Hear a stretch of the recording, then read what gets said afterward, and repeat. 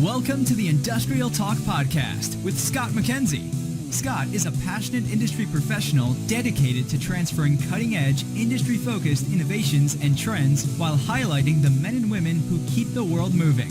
So put on your hard hat, grab your work boots, and let's go. Again, thank you very much for joining the Industrial Talk Podcast. This platform is dedicated to industry heroes. That's you, right there, pointing at you. You're an industry hero. You're a company that gets things done. You solve problems. You are bold. You are brave. You dare greatly. You innovate like nobody's business. You're changing lives, and you're changing the world as we speak. Thank you very much. That's why we celebrate you. All right, in the hot seat. Another great interview, because that's what we do here on the Industrial Talk Podcast. Jeff Frick, F-R-I-C-K, is in the hot seat, founder of Menlo Creek Media. He is also a host of a podcast, Turn the Lens. I'm telling you, man, we're talking digital twin. What's cool about it? He's a fun conversation. Let's get cracking. All right, I'm rolling out this red carpet for everybody out there. I'm going to deviate just a tad bit before we get into the fabulous, and I mean fabulous, interview with Jeff. So I have this quote, and I get into quotes here and there, and some of them is like, yeah, that's cool quote, that's cool quote. But, you know, I've been working diligently because we want to create a community here on the Industrial Talk platform, the community, a network of networks right here, right now, and to be able to collaborate. But it's like, all right, if I'm preaching all this, I need to educate, and we need to find individuals, professionals, the best of the best in industry around the world. That's who we touch. It's all around the world. That can educate on specific topics, because we're all about solving problems. We're all about addressing and being able to solve problems. But to do that really effectively, we need to collaborate. We need to collaborate with a lot of individuals and to come up with solutions that make sense. It does.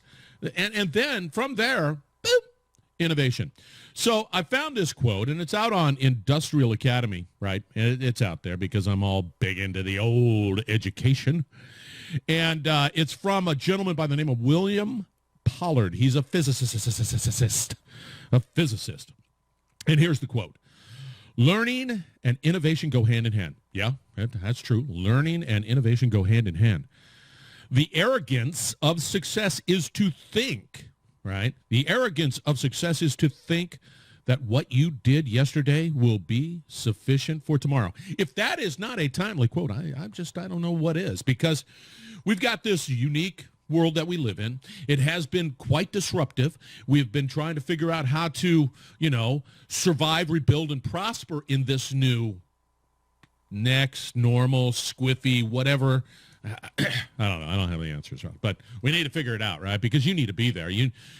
Because you're an industry professional, because you're a company that gets things done, you need to be there. And we need to figure out the strategies to be able to do that. And that is coming through education and collaboration and innovation. And to be able to have the Industrial Talk platform out there that really supports a community and networks of network, that's a big deal. So always go out there. Now, we're going to do this Industrial Talk 2.0. So we're going through this little change right now, but really what we're trying to come up with is, and we're working on it, it's going to happen, is the ability to be able to find the right individual or individuals that you can collaborate, and you can listen to their podcasts, you can see their videos, you can see everything that's associated with them, and that knowledge, and transfer that knowledge. And not only that, if you're saying, hey, that's great knowledge, but I want to reach out to that person, you can do that too. It's all there, one stop. One of the frustrating things that I deal with is that when I go out there and I'm looking for somebody for help, it's hard to just sort of zero in on that and be able to have that conversation just because there's so many people out there. But Industrial Talk is available. Now, we're going to be starting also a new, it's fun. If you don't know me, I love to cook. I love cooking. It's a great hobby that I love, and we do a lot of things. And this thought came to mind because in the Industrial Talk sort of genre, we're talking to people, and people have, passions outside of what they're doing. And one of the passions that I have, and I think there is a lot of people that have passions like this, is they have recipes, and they love cooking. So we're going to be creating Industry Cooking. No, Industries Cooking. Industries Cooking. That's the cookbook that we're going to be putting together. And this thought came to mind when, by the way, so I went out to the store, bought some pork bellies. If you haven't ever had pork bellies, yeah, I'm going to put that recipe out there. It is a phenomenal. Now, you're going to say, Scott, but it has too much fat. Yeah, it has a lot of fat. And it has crispy skin. And it's absolutely delicious. But if you're afraid of this crispy skin and the delicious fat and wonderful meat, yeah, maybe this is not a recipe for you. It's for me. And you douse some, sweet and savory sauce on it. Oh, and it's simple. So I'm going to have that recipe out there. But we're going to be going down that road because I think that there are a lot of industry heroes out there that have great recipes. Industrial approved food. If you got a great recipe for a big doggone hamburger, yeah, I'm all in. Or a big steak. Oh, I cooked a tomahawk steak. Put that on your bucket list. Yeah, you're not going to get stuff that's like, hey, we did cook some kale and stuff, but that's all good. But we doctor it up quite a bit. But we're just going to have fun with this whole cooking thing and highlight it, and it's all going to be out there. So enjoy with that. All right, let's get on with the interview. Right now, this is a great conversation because we talk about digital twin. We talked about the Industry 4.0. Right, it's everything. Blah blah blah blah blah blah blah blah blah. And I don't have to go through it. But interesting with Jeff is his passion for technology, his passion for emerging technology. It's all fine and dandy, but if you can't get that message out, if you can't communicate the value, if you can't just create that passion in whatever that is, then maybe some people will not listen. And so that's why, this is a great conversation because Jeff gets it. We've got to up our video game. We've got to up our content game. We've got to create greater, have some charisma when we are communicating the what we have. And it's really more about, gaining and maintaining attention. That's what Jeff is all about. We're talking digital twin. And, he brings the lumber too. Everybody brings the lumber on the Industrial Talk podcast because that's what we're all about. All right, enjoy the interview with Jeff. All right, Jeff, welcome to the Industrial Talk podcast. I've really been looking forward to this conversation just because you're a fun guy. Thanks, Scott. I'm psyched to be here. Thanks for having me on. The pleasure's all mine, most definitely. Now, listeners, we're going to give him a little time to give us a little 411 on who he is, his background, and all of the fun stuff that he does. And then we're going to go venturing into digital twin and probably anything that is associated with Industry 4.0 just because we can. All right, Jeff, give us a little background on who you are. Yeah, I've been working for too long to have a one-page resume. That's for damn sure. But most recently, I was a general manager and host of theCUBE, which is probably what people might know me as. Did that for about 8 years. Really executive produced over 10,000 interviews over that course of time. Personally hosted probably 2,000 myself. And we covered a lot of stuff. Enterprise technology was kind of the core, but we, from there, we got into a lot of interesting things that are going on to now with cloud and IoT and industrial internet as we've talked in kind of the genesis of this conversation, and really kind of what are the mega trends that are happening all around us here in Silicon Valley that then get rolled out, eventually around the world. So it's really a lot of focus on the people, but then within the people, right, you get to the stories and what are the big trends and really why should people care as opposed to the speeds and feeds. Yeah. Now you're the founder of Menlo Creek Media, right? Yes. You left theCUBE, boom, started your own business just because you're that good. Yeah, so left theCUBE at the end of the year. Again, 8 years, pretty good run, and really doing two things. So Menlo Creek Media, really what I'm trying to build the business around is something I'm testing called really identity content. And Scott, what that means today is that people want to know, who are you? Who are you, Scott? What makes you tick? What makes you get up in the morning? Why are you doing what you're doing? So the why, Simon Sinek's very famous for that, talking about the why before the what. And what you find is, and this is a good part of what you're helping people with, if you Google somebody, if I Google you, what comes back, right? I'm going to check the news, I'm going to check articles, then I'm going to check video, and I'm going to check audio too, but really video. And why I want video? So I want to see who you are. What do you sound like? What do you look like?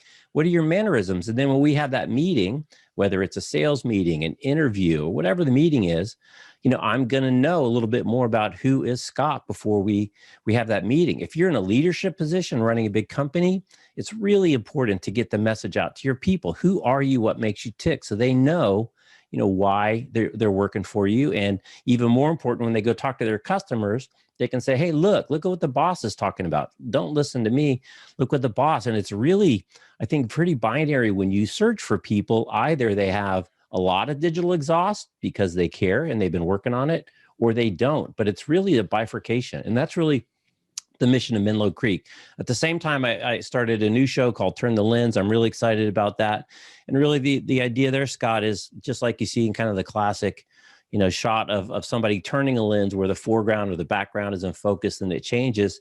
Everything that we see is impacted by our own point of view, our own experience, our own context, our own filter. Mm-hmm. And I think it's really important today and every day that we consciously try to open up our filter a little bit, open up, kind of our point of view, take a look behind the obvious to try to find out why things are important and why we should care. So I'm having a ton of fun with that, exploring all kinds of areas, really, topics and people and what makes them tick. So really excited about 2021.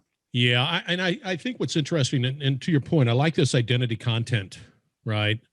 But one of the challenges we have in industry, and that's where I'm at. I'm industry. That's a new lesson to learn. We don't naturally bring out that human side of who we are, but people like you and I and others want to connect with people. That I'm not interested in connecting with Acme. I'm interested in connecting with, Susie at Acme. Right.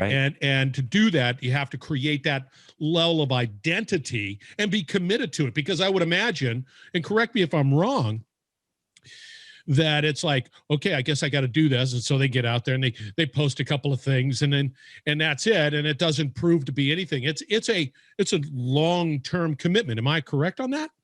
Yeah, I think so. But like anything, just get started. And and the other thing where I thought you were going to go, where people have a hard time being real, right? Michael Jordan had a famous interview back in the day that both Republicans and Democrats both buy sneakers, right? And the whole, just keep your mouth shut and play basketball kind of a thing. But what we've seen over time is that's really not the case. People do care.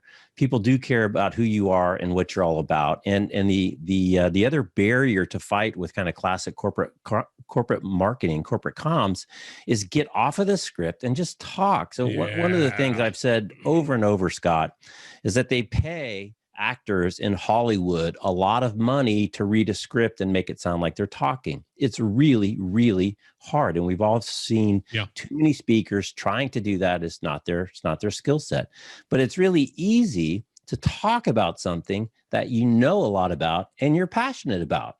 And so one of the dirty secrets at theCUBE, which wasn't a secret at all, was we just have conversations. So get off the script, right? Have a couple key points that you're trying to get across. Of course, kind of know what the topic is, but just talk. And guess what? It sounds better. Maybe you flub up. Maybe you didn't hit all 8 bullet points. You only hit 4, but it's authentic. People get a feel for who you are. And ultimately, I would argue, Scott, that that's the biggest competitive advantage. Yeah. I mean, look at Ben and Jerry's ice cream, right? What's the difference between all the ice creams when you go to the grocery store and buy ice cream? It's all milk and sugar. But Ben and Jerry's, they took a position. You can either choose to support them or not to support them. But that's a competitive advantage that Kroger or Safeway or somebody else can't really attack because it's a position, it's a culture. Yeah, but you got to admit, it's damn good ice cream too. It is good ice cream. There's one side that says, yeah, they got this whole story, this whole persona about it. But when you taste their ice cream, it's like, oh, okay. I'm into it too. Right, don't deliver a bad product. All right, listeners, just a couple of points that I want to make sure that you get. Just get started. 1, right there. Just be real. Just be real. Nobody's going to sit there and I don't know, crucify you on being real, and then just have a conversation. I think those are really good points just to get started. Come on. You got to, especially today, especially in the world of pandemic and COVID and whatever we call this world that we live in today, get that identity content out there and just start and be real. And I think you're gonna see some great success in that area. Now, let's talk a little bit about one of the topics, and I just go down this road. One of the topics that I just sit there and I have conversation again, conversation. It's always this Industry 4.0. And then one of the challenges is that you and I and others, we live in it. And so we just sit there and go, hey, this is great. This is wonderful stuff. Right. But we fail to be able to bring it down to a level that makes sense, like digital twin. It sounds like a doggone superhero from my perspective. For the layman out there, talk to us a little bit about what digital twin is, and then what is the benefit of it? Like, why? Why the hell? I don't know. Right. So let's imagine you're Scott, GE Engine Manufacturing, and you make engines for 737s. And you ship an engine to Alaska Airlines for a plane that operates out of Anchorage, and you ship another engine to Air Dubai, and they operate out of Dubai. The maintenance, the life cycle, the way that engine is going to wear, with one being in Alaska and dealing with snow and whatever the issues are there, I'm not that familiar, versus one that's flying in and out of sand and heat, are going to be very, very different. So how do you model? And one of the big things, Scott, that's changed is in the old days, everything was about averages. So if you had an average maintenance schedule for a 737 engine that you said, you need to do the maintenance at this schedule, well, the experience of that engine in Alaska versus Dubai is very different. So one of the things that's different is you should adjust your maintenance based on the specifics of that individual motor. Well, you don't really know how it's going to live, and how do you do scenario planning? And so that's where the concept of a digital twin is. You create in software a version of that engine, and now in software you can apply different stresses, different conditions, different loads, and see how it reacts. Because ultimately what that will help you get to is kind of this leveling of what you can do with analytics, from kind of descriptive to what happened to prescriptive to what should we do about it. And then ultimately our mutual friend Bill Schmarza would say to get to autonomous, where it's actually starting to think about it itself. And so a digital twin lets you model behavior without actually having to drag an engine down to, a wind tunnel and throw a bunch of sand in it and see what happens. So that's kind of the concept. So what I hear you saying is that, one, it gives me for lack of a better term, a sandbox for me to test and play, and it's all digital, right? It's all around, okay, here's a jet engine. This jet engine has this type of condition, but I don't have to worry about it in the physical. I just do it into the digital area and then be able to apply scenarios. Also, I would imagine I can continue to hone the accuracy of that digital twin to be even more accurate in real life. But that requires commitment. That requires us for a company to say, I got it. I'm committed to it. Let's start building it. Right. And the thing is, too, Scott, you can throw so many different scenarios at it. Yeah. Right. And that's for a machine. What's getting really interesting is, how about a digital twin of Scott? You mentioned you know, two a-holes running around without hair. Yeah. But, say, you want to lose a few lbs, and you model a couple different types of behavior, or even more important, your doctor is modeling the impacts of that on your heart and your respiratory system and other stuff.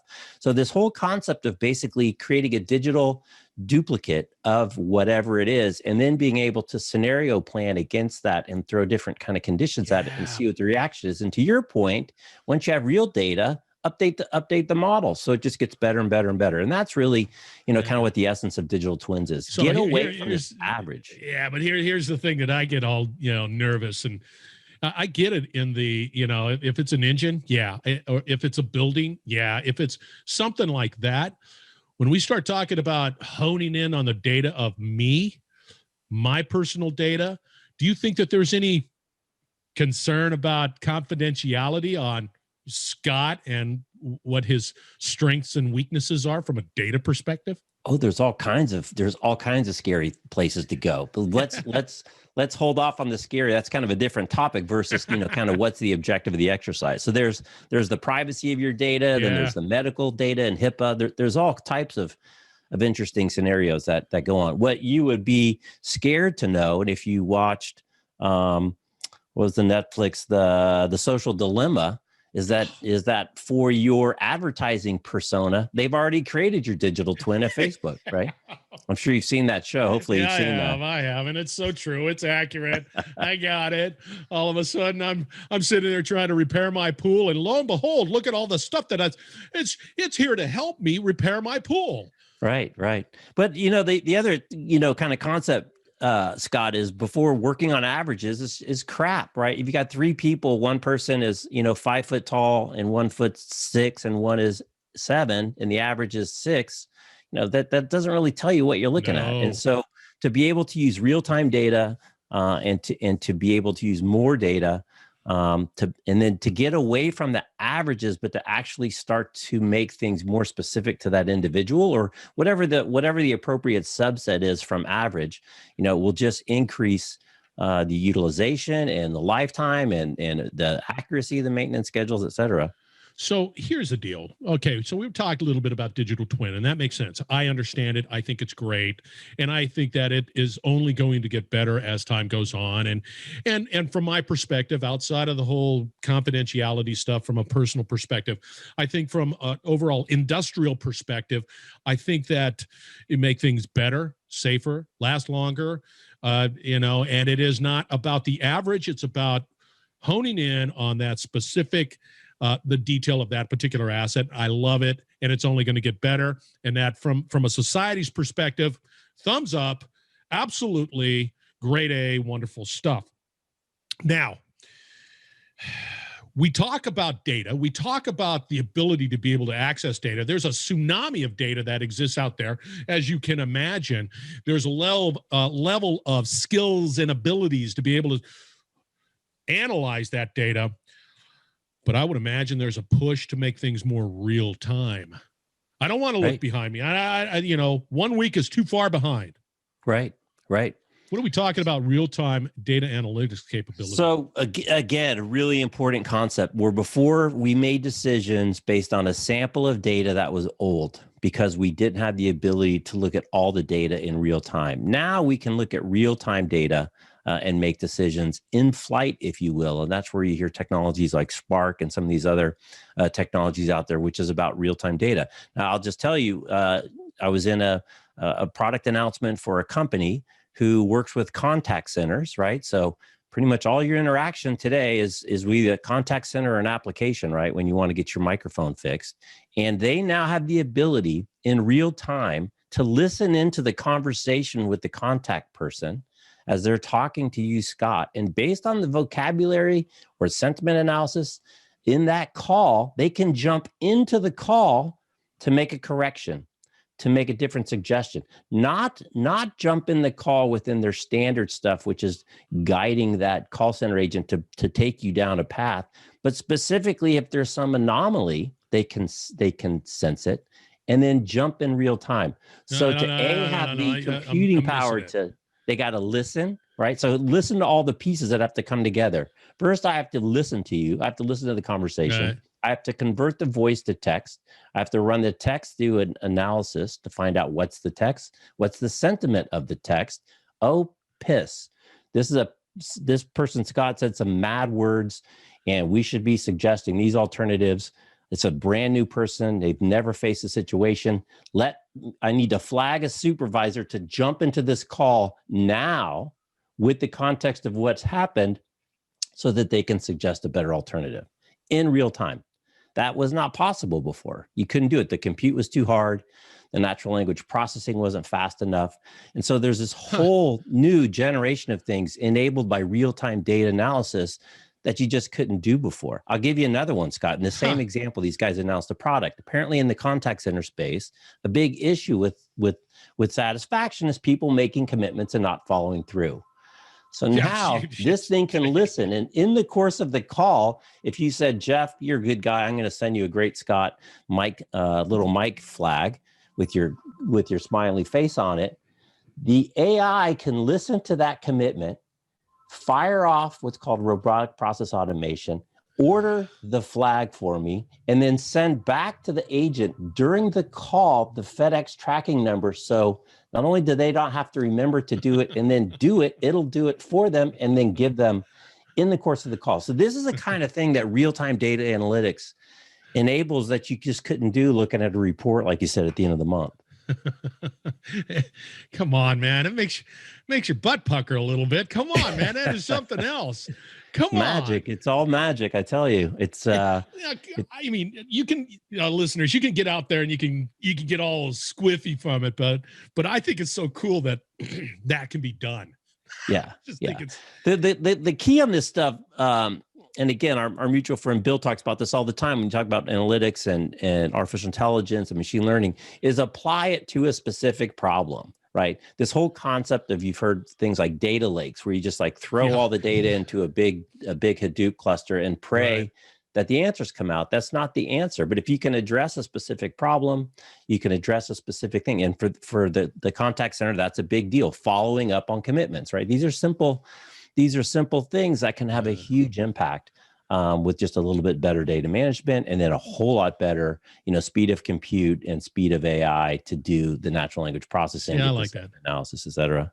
Yeah, I do. I like that. I think that without considering the nefarious component associated with AI or whatever data analytics, this is not going to be a conversation around that. I think in its right context really adds value. And I'm not talking about AI saying, hey, it's going to get rid of your job, right? It's not. There's just, you get elevated. I think that there's some really positive societal impacts that can exist in what we're talking about. Huge, massive. Let me give you another really simple one. Everybody hates to do reports, right? After the fact of some activity. Now, with AI, still the same example I'm talking about, the machine will generate the post-call summary report.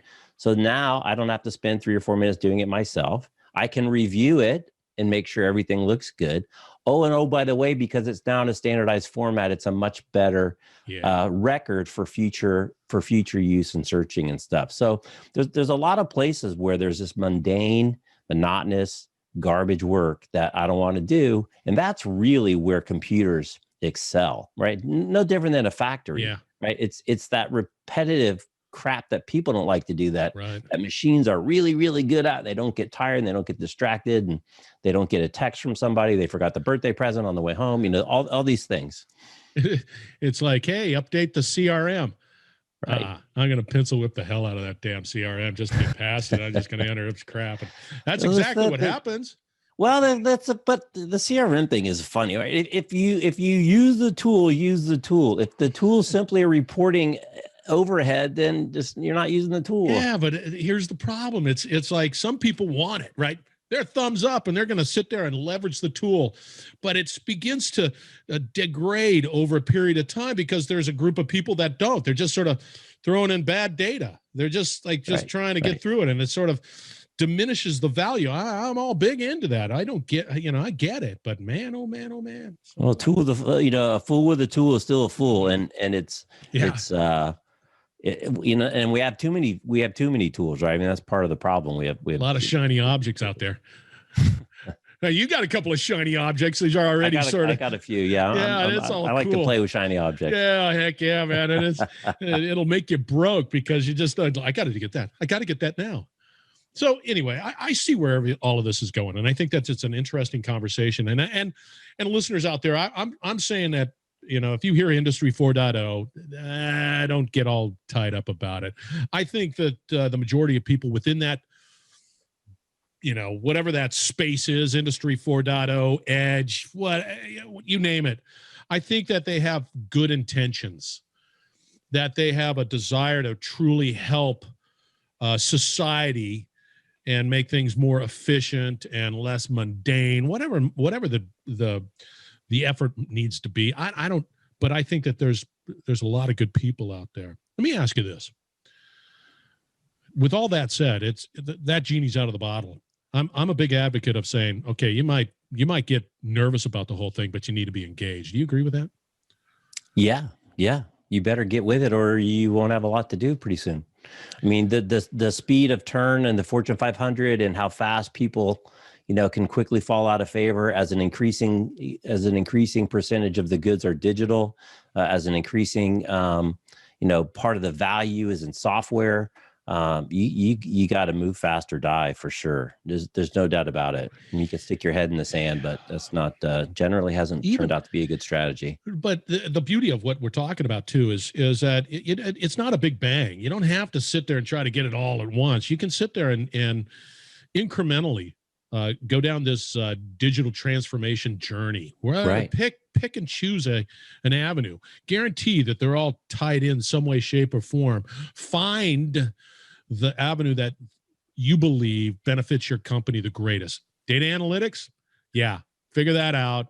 Figure out the strategy, all of that stuff. Or I need edge, or I'll need IoT, or I need some cloud, whatever it might be.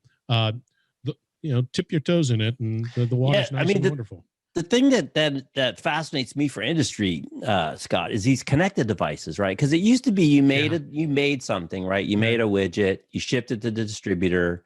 Maybe it came back in a return at some point in time, but you relied on that distributor to sell it, to service it, to have the relationship with the customer.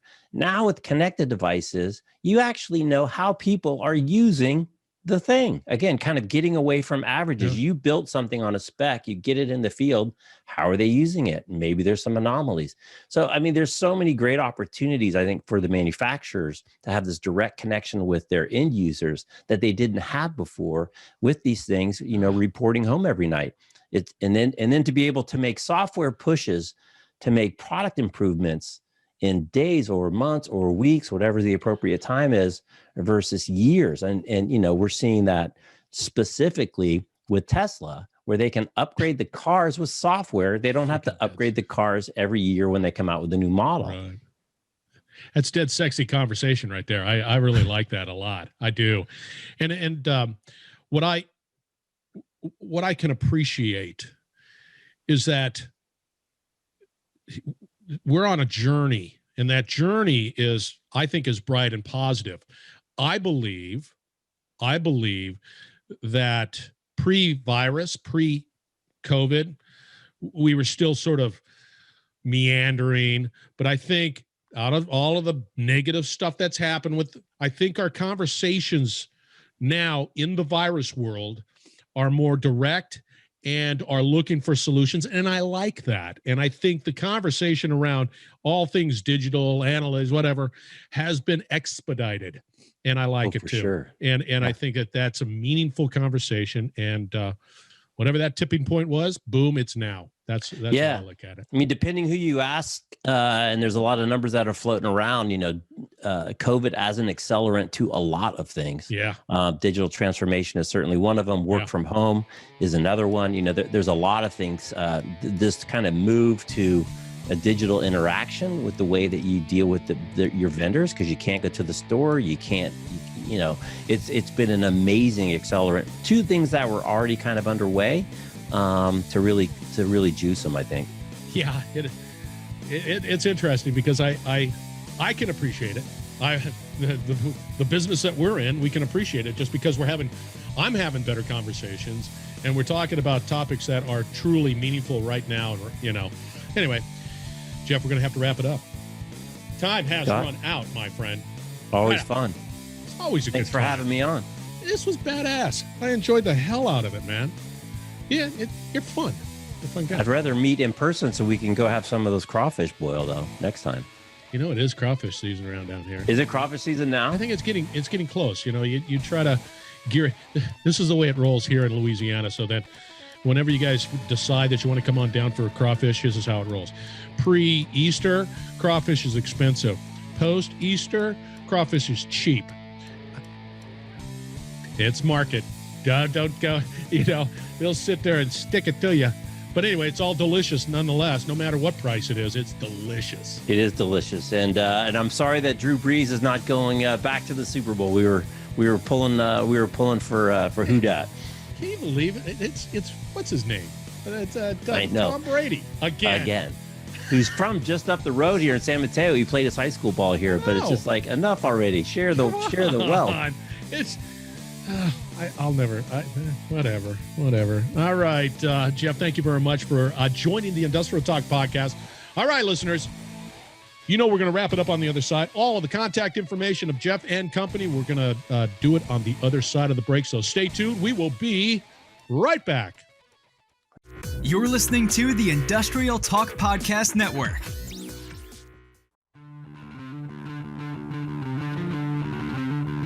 All right, reach out to Jeff Frick. Yeah. See, I told you it was a great conversation. Matt Stackard out there on LinkedIn, easy peasy to get a hold of. He's quite responsive.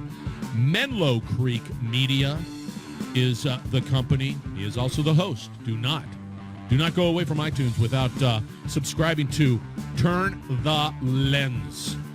That's a podcast. And boy, it's great. He's a fabulous individual. Reach out to him. You will not be disappointed. All right. We've got to get your message out there, right? It can't be the same because we've got this whole digital numbness that exists today. We do. Don't come to me and say, Scott, we don't. We do. We have digital numbness. We have Zoom fatigue. We have all of it. What are you going to do? How are you going to survive, rebuild, and prosper in this new norm? I just asked that out. Industrial Talk. Come to Industrial Talk.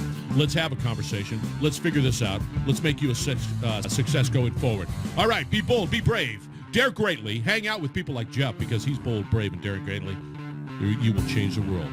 All right, we're going to have another great interview shortly. Thank you.